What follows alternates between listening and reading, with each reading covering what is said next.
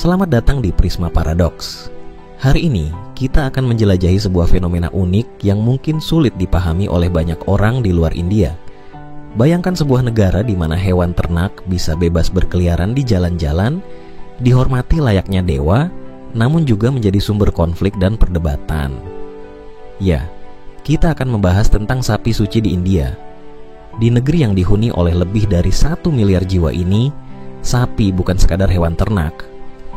Bagi mayoritas penduduk India yang memeluk agama Hindu, sapi adalah simbol kehidupan itu sendiri. Bayangkan, jika umat Kristen menghormati Maria sebagai bunda Tuhan, maka bagi umat Hindu di India, sapi adalah bunda kehidupan. Dapatkah Anda membayangkan betapa sakralnya kedudukan sapi di negara ini? Namun, di balik penghormatan yang begitu tinggi, terdapat paradoks yang mengejutkan. Sapi-sapi yang dihormati ini justru kerap kali terlantar di jalanan, mencari makan di tempat pembuangan sampah, dan bahkan menjadi penyebab kecelakaan lalu lintas. Bagaimana bisa makhluk yang dianggap suci justru hidup dalam kondisi seperti ini? Mari kita telusuri lebih dalam. Pemerintah India telah menerapkan aturan yang sangat ketat terkait perlindungan sapi. Bayangkan, seseorang bisa dihukum seumur hidup hanya karena menyembelih sapi. Bahkan, pemerintah pernah menutup puluhan ribu toko daging sapi di seluruh negeri. Namun, apakah kebijakan ini benar-benar melindungi sapi? Kenyataannya, banyak pemilik sapi justru melepaskan hewan mereka ke jalanan. Sebagian percaya bahwa tindakan ini akan mendatangkan berkah dari dewa. Namun, konsekuensinya sungguh mengejutkan. Tahukah Anda bahwa dalam rentang waktu 4 tahun, sapi-sapi liar ini telah menyebabkan lebih dari 900 kematian manusia di negara bagian utara India? Bayangkan, hewan yang dianggap suci justru menjadi ancaman bagi keselamatan manusia.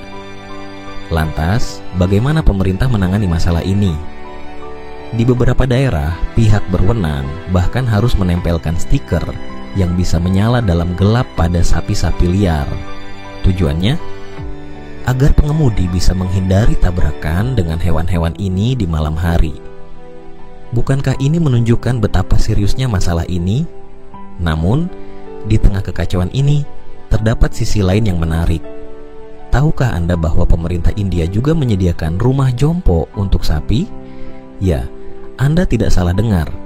Para pemilik sapi bisa menitipkan hewan mereka yang sudah tua dan tidak produktif di sana, tanpa dipungut biaya.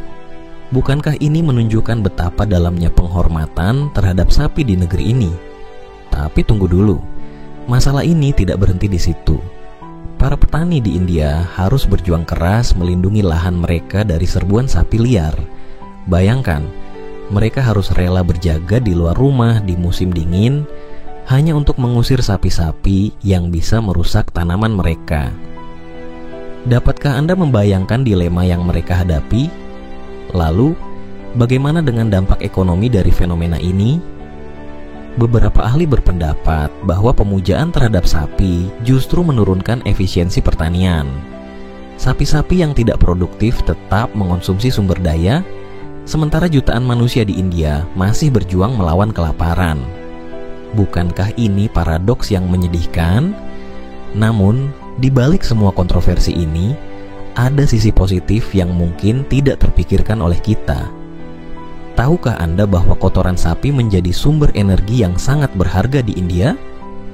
Setiap tahun, ternak sapi di India menghasilkan jutaan ton kotoran yang dimanfaatkan sebagai pupuk dan bahan bakar. Bayangkan, energi yang dihasilkan setara dengan puluhan juta ton minyak tanah atau batu bara. Bukankah ini contoh pemanfaatan sumber daya yang luar biasa? Jadi, apa yang bisa kita pelajari dari fenomena sapi suci di India ini?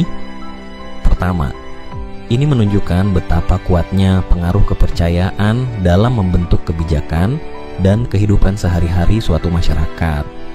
Kedua, kita melihat bagaimana sebuah tradisi bisa memiliki dampak yang kompleks, baik positif maupun negatif.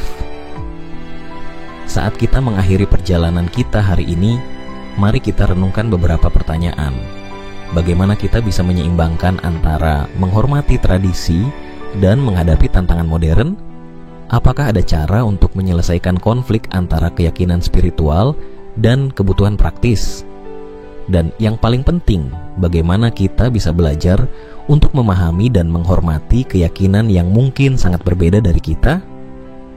Fenomena sapi suci di India, dengan segala kompleksitasnya, adalah cermin yang memantulkan dilema-dilema yang dihadapi banyak masyarakat di era modern ini. Ia mengingatkan kita bahwa dunia ini jauh lebih rumit dari yang terlihat sekilas, dan bahwa kita perlu terus belajar untuk memahami perspektif yang berbeda.